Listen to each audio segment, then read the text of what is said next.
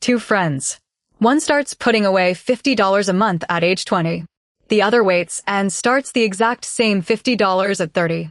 Same money, same everything. By retirement, the one who started 10 years earlier ends up with almost double. They didn't earn more. They just gave one thing more time to work. Welcome to BabyRacoon. Today, BabyRacoon explains the most powerful idea in all of money in the simplest way there is, compound interest. So what is it? Simple interest is when your money earns a little extra on the side. Compound interest is when that extra also starts earning extra. Your money makes money. Then that new money makes money too.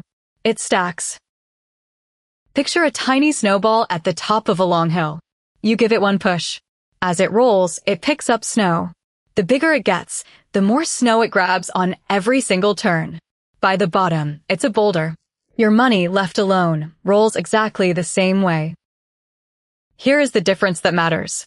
With simple interest, only your first snowball ever grows. With compound interest, every new layer of snow collects its own snow. It looks slow at first. Then it gets shockingly fast. Let's put numbers on it. You put in $1,000, earning 10% a year. After year 1, you have $1,100. Year 2 grows on the new total, not the old one. Tiny at first. But leave it 40 years, and that $1,000 becomes over $45,000. You added nothing else. But here is the part that makes people quit. For years, this feels like nothing is happening. The line is almost flat. Most of the growth arrives at the very end, in the final stretch. So the people who give up are almost always the ones who stopped right before it got good.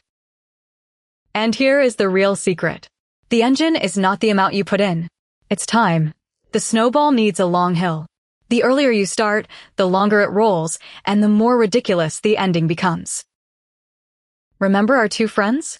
The early starter's snowball rolled for 10 extra years before the other one even began. Those first years feel small and pointless.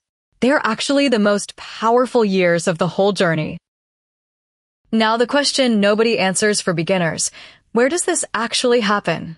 Not in a normal savings account. Those pay so little that your snowball barely moves. Real compounding shows up when your money is invested in something like a broad index fund. Saving protects your money. Investing is what compounds it. And let's be honest about the number. You will see 10% thrown around online. A more sensible planning number, after inflation, is closer to 6 or 7% a year, and it will not arrive smoothly. Some years are up a lot, some are down.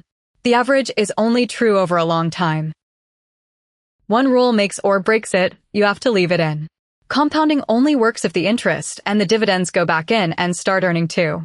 The moment you start spending what it produces, you have switched the machine off and you are back to simple interest. And compounding cuts both ways on costs. A fund charging 1% a year does not cost you 1%.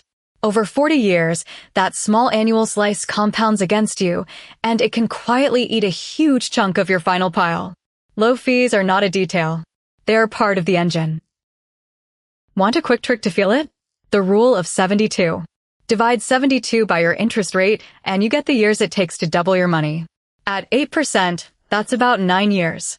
Then it doubles again. And again. Each double is bigger than all the ones before.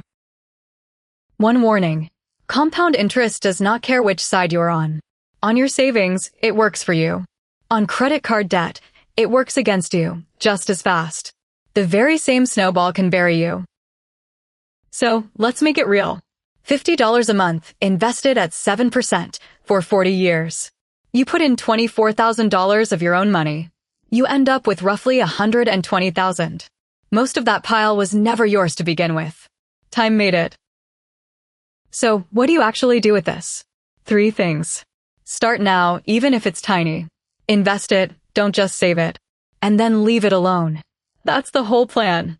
Boring and almost unstoppable. If you remember one thing, make it this. Don't chase big returns. Chase time in the market. A small snowball on a long hill beats a big snowball on a short one every single time. So now you know how your money quietly grows on its own. There is a flip side to this though. While your money is compounding up, something else is quietly pulling it down. I made a whole video on that one, and it is the perfect follow-up to this. If BabyRacoon made compound interest, finally click subscribe. One money idea, explained simply every week.